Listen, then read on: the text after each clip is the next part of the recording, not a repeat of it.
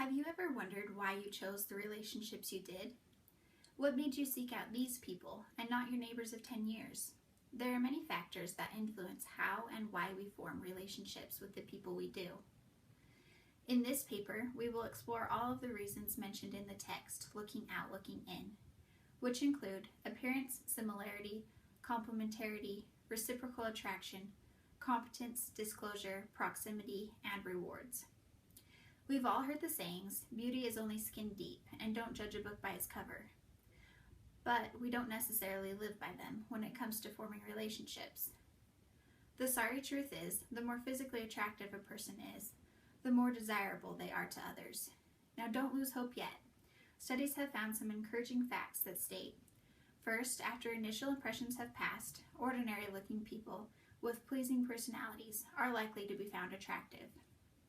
And second, physical factors become less important as relationships progress. Another interesting piece of information states that romantic partners create positive illusions and view their partner as more attractive over time. Another body of research says that we like people who are similar to us, at least in most cases.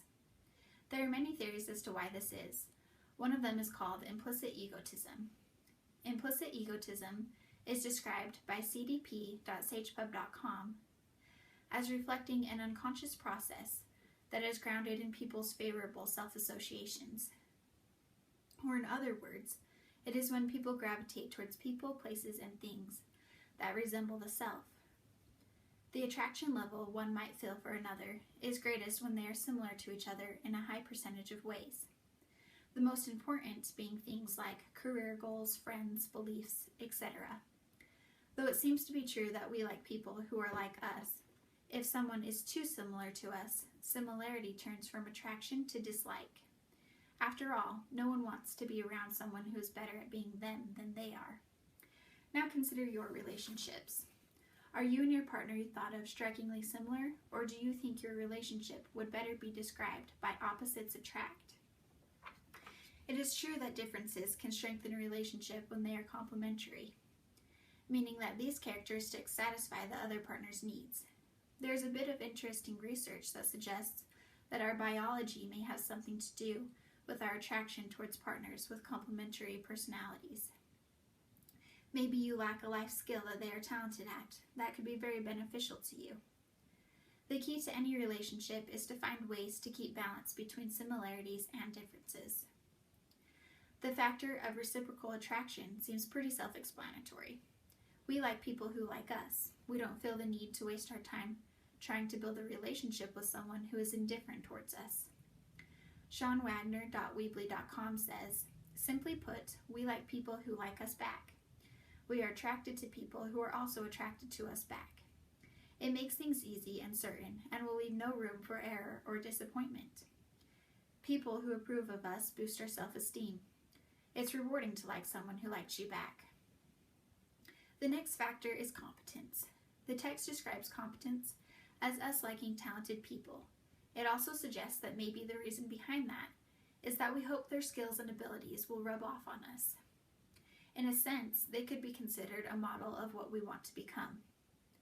At the same time, we are often uncomfortable around people who are too competent or talented because they threaten our presenting self-concept and make us look bad in comparison to them. Disclosure is another very important factor in building relationships. We feel the need to share personal information with others to show that we trust them and value the relationship. Revealing important information about yourself can help build liking. As a relationship develops, disclosure becomes even more important. If one partner feels like their sharing of personal information is not reciprocated, they may choose to end the relationship.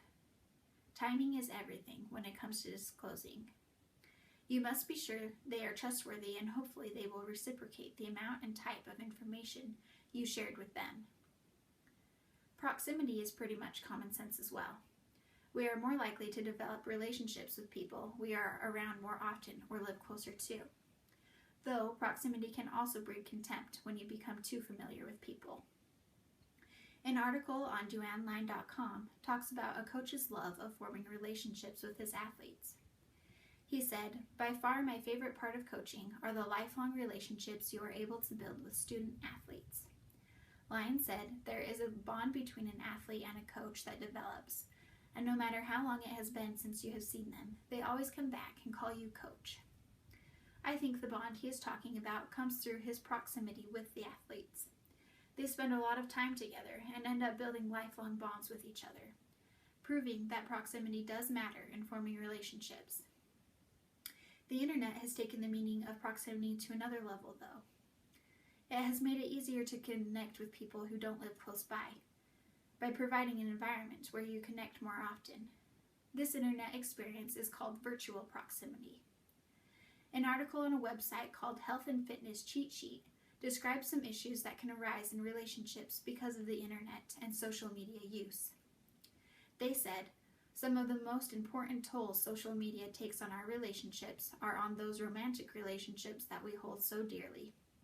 With each social media application that emerges, it seems that our obsession to stalk our friends and loved ones is becoming more valuable than our actual friendships.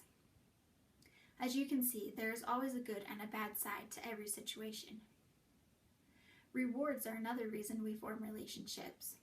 Social scientists have suggested that all relationships are based on what is called the social exchange theory. This suggests that we often seek out people who can give us rewards that are greater than or equal to the costs of dealing with them. The formula rewards minus costs equals outcome makes the social exchange theory easy to remember. We can and we do use this formula to decide whether dealing with a person is worth it or not.